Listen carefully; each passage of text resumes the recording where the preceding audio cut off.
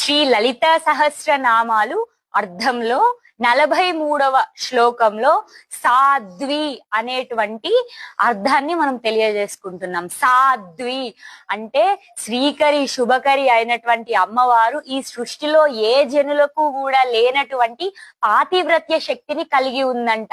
సాధ్వి ఎందుకంటే మనం ఏ దేవతా స్వరూపాన్ని చూసుకున్నా లేదా మనందరము కూడా అంత జ్ఞానము లేదు మనందరికి. మనం అనేక జన్మలలో అనేక భర్తలను పొందుతున్నాము, అనేక శరీరాలని ధరిస్తున్నాము, అనేక వివాహాలు చేసుకుంటున్నాం.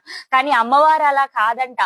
ఏ జీవులకి లేనటువంటి పాతివ్రత్య శక్తిని కలిగి ఉంది. ఎందుకంటే సతీదేవిగా దగ్ధమయ్యి మళ్ళీ అదే శివుడిని అమ్మవారు వివాహం చేసుకుంది కదా.